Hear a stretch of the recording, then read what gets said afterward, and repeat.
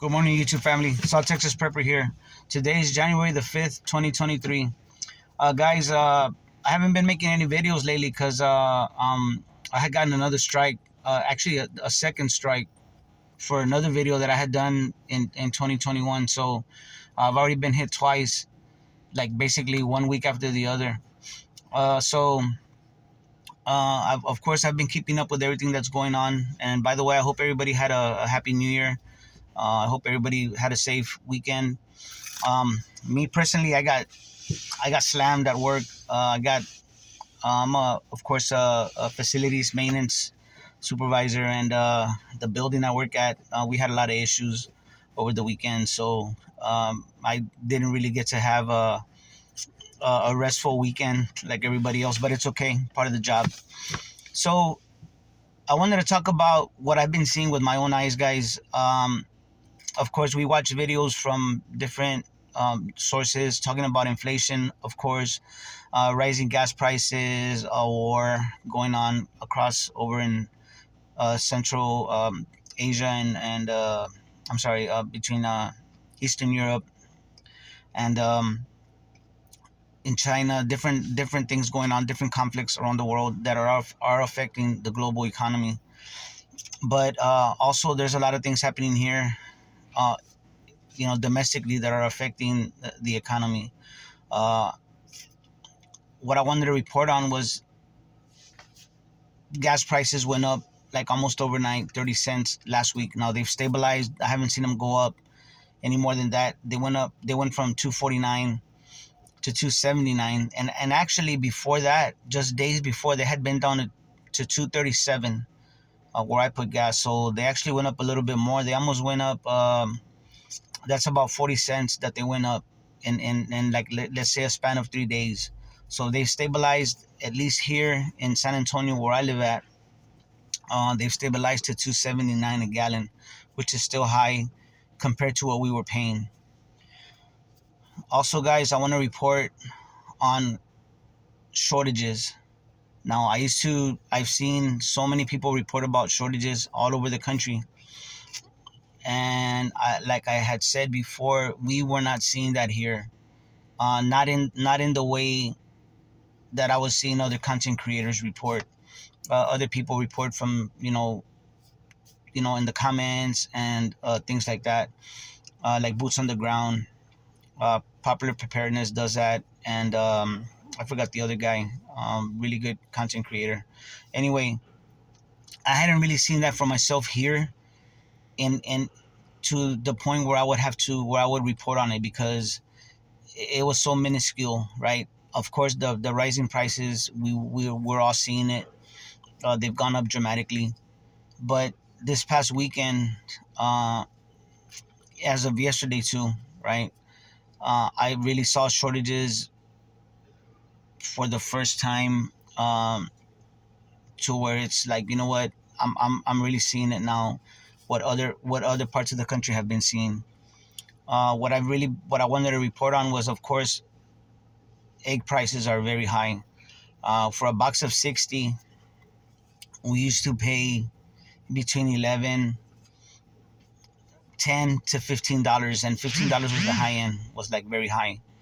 But I remember $10 was kind of like regular, maybe you could say. Uh, but now they're at $21 for a box of 60. So that's very high. That's mind-boggling. And as a matter of fact, I haven't even seen the boxes. I finally was able to find one. My wife was able to find one, but they had been really short. We had been having to buy the slats of eggs. Pretty much everything's going up, guys. Another thing that I noticed now is actual shortages where the supermarkets are not really stocked quite like what they were. One thing that I noticed in particular are over-the-counter medicines like Tylenol, Motrin, things like that, in pill form and in liquid, right? Especially like for the kids, maybe because it's winter and kids are getting sick or whatever. But I've gone to Walmart, I've gone to Walgreens, HEB, and they have a lot of spots that are like half empty or completely empty. Now I understand that there's different locations around the city, and some stores are better stocked. Um, so anyway, but things are becoming very noticeable. Another thing, guys, that I've been hearing was about how the economy is contracting. Right, basically the money supply is contracting because of what the Federal Reserve is doing, things of that nature. They're really buying up all the bonds. They're uh, and what they're also doing is they're basically removing money from the money supply.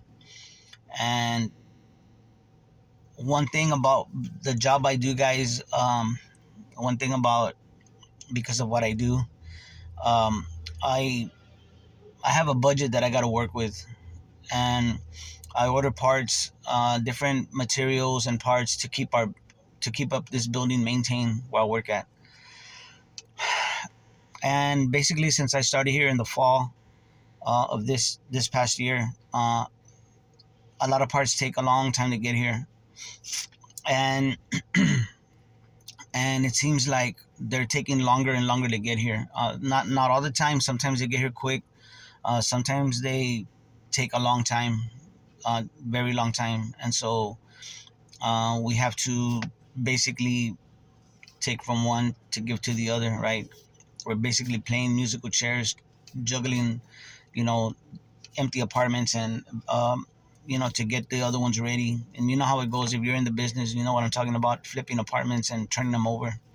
But it's affecting, excuse me, it's affecting our job, especially if some, like in just my opinion, but a lot of appliances, they're not made like they used to. They break very fast. Um, they don't last long. They break after a certain period of time. And I think it's meant to be that way because as the debt is meant to be. They always got to be creating money, right, to keep the system going.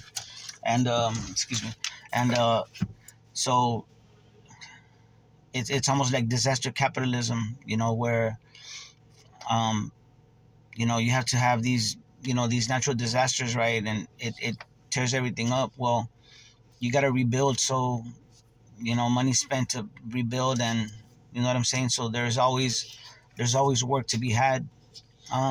Excuse me. So I think in the same way they do it with appliances and maybe even vehicles, where it's not really meant to last per se, because there's no money to be made in that if everything's gonna last for a long time. Anyway, um, so what happens when if the economy is not good and people are losing their jobs or the money's not there? People stop buying things, and so the demand falls, and so there's not a demand for manufacturing to make those things that people don't want anymore, and so it just snowballs, and I'm kind of starting to see that, um, which is a little bit worrisome. Right now, I'm seeing the dominoes fall into place. Um, I've kind of tempered my outlook of what's going on. It's kind of like you sit back.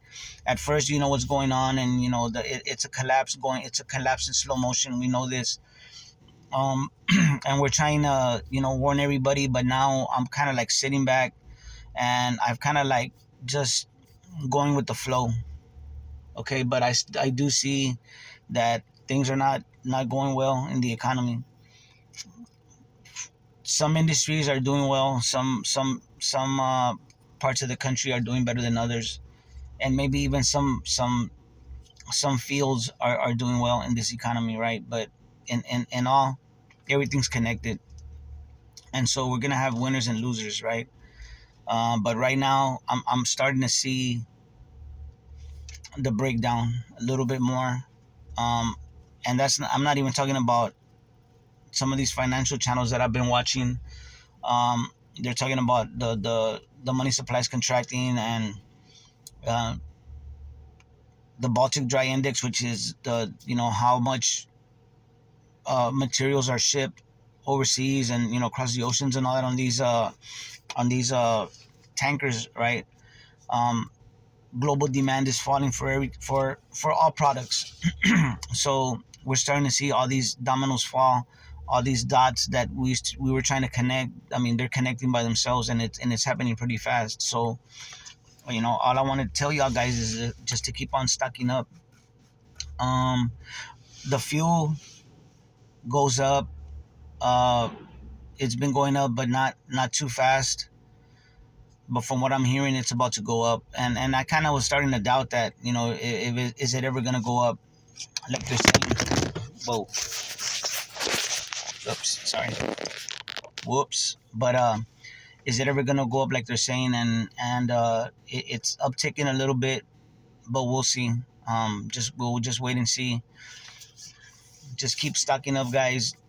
Another thing, try to maintain what you have, your vehicles, your home. Try to get those things. Those are part of your preparations, guys. Because when something breaks in your house, it's got to get fixed. And if something breaks and there's no the parts are not there to fix whatever you need at your house, like your water heater or your AC, an electrical problem, a plumbing problem, you just can't leave it like that. You can't leave it like that. It's not healthy for your family, and it's not healthy for your home. So just same thing with your vehicles. You really do need wheels to get around. You know what I'm saying? You need wheels to make a living. That's my opinion. I mean, yeah, you can work from home, but if you don't got a vehicle, I don't know. I mean, I know Agenda 2030 and Agenda 21 talk about you know not driving so much and all that, but we all know that that's. I mean, that's their opinion. That's the agenda.